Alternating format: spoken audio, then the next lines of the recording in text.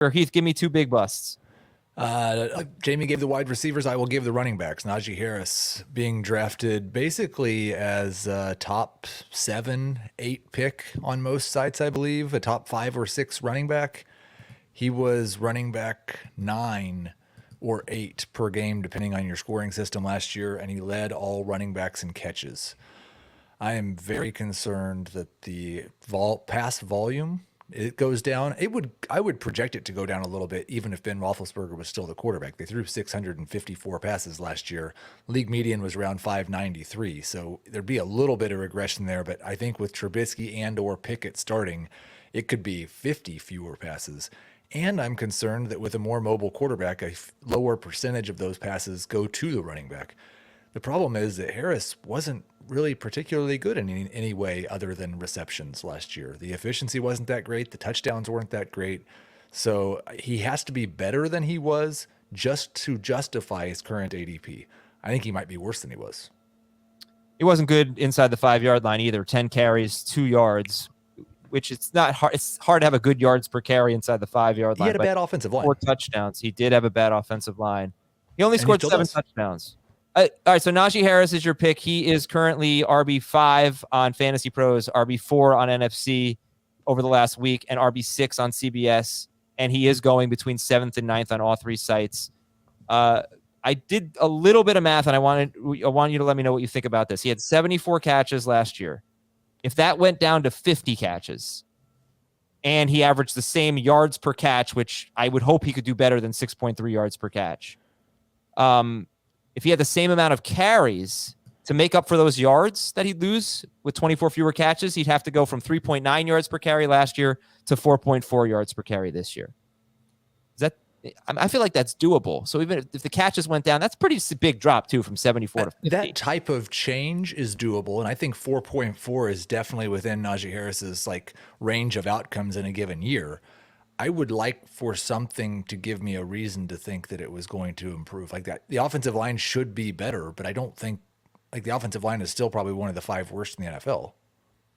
The thing would be pedigree and, recent history. You look at Christian McCaffrey, you look at Le'Veon Bell, a number of guys who had a terrible yards per carry as rookies and then really, really good as second-year guys.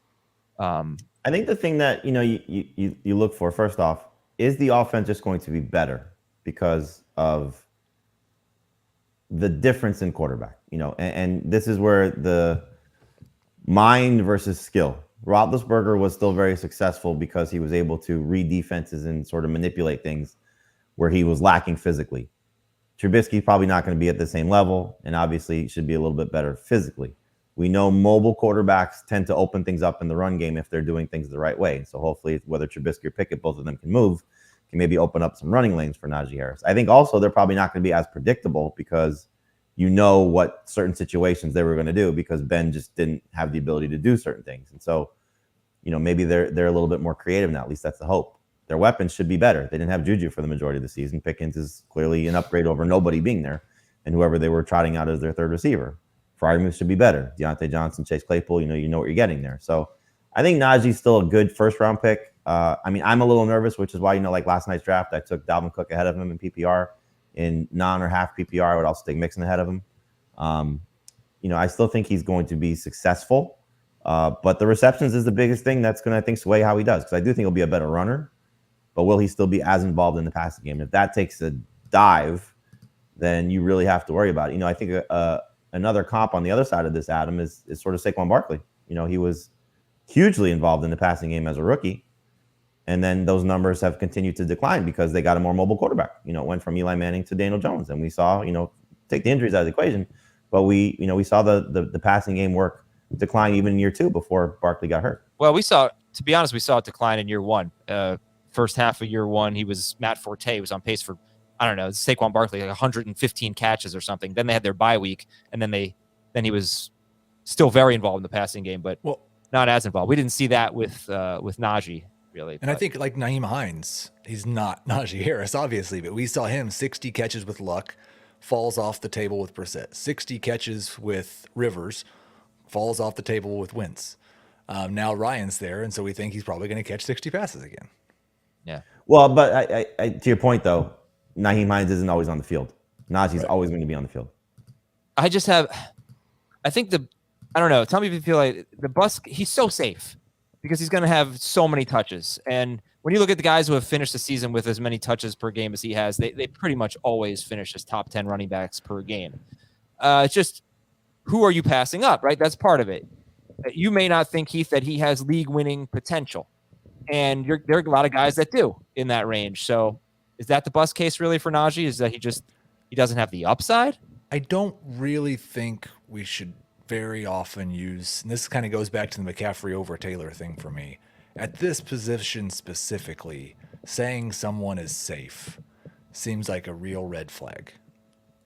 Non-injury safe. Right, but that's what I'm saying. Like, that's a big part of the thing for running backs. That's a reason why maybe we don't take 2 running backs at the start of the draft, or why 0 RB became a thing.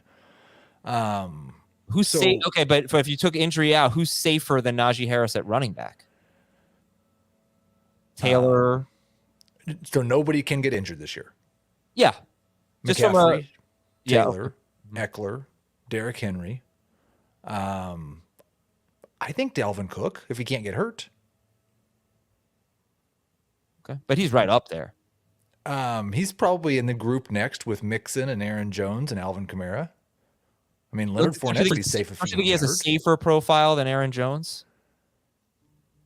I do not. If you're guaranteeing me 17 games from both. Okay. All right. I'm sorry. I'm bogging you down a little bit. Who's the other thing, though, just real quick, is age. We've said this time and again. 27 or older, they don't necessarily finish as a top 5 guy. He's younger than that. So right. Comparing him to some of the guys in front of him, you might look at if he does hit with the same reception total and his running is better and the offense is better, he could be the number 1 running back in fantasy.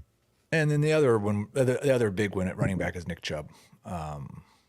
He's my number 16 running back in full PPR. He's a top 12 guy in non-PPR, but in full PPR, I don't think the catches will be there. I think the touchdowns and the efficiency are going to take a hit because Jacoby Brissett is worse than what he's dealt with at quarterback in the past, and he's going to be sharing with Kareem Hunt. Chubb is going as RB9 on Fantasy Pros and CBS, and RB14 in NFC over the past week. So NFC's about right. The other 2, I think he's a bust. And our ADP, just for full disclosure, combines all of our scoring systems. Which is probably more full PPR than anything, right? I would think it's a combination of half and full over non. Okay. So, but still those non-PPR leagues are keeping him afloat from an ADP standpoint. Would you take Nick Chubb or Javante Williams? I still take Chubb in both formats. I would take Javante in full PPR, Chubb in the other 2. Would you take guys like Ezekiel Elliott, David Montgomery, Breece Hall, Travis Etienne, James Conner, any of them over Nick Chubb? No. I would take Montgomery in full PPR.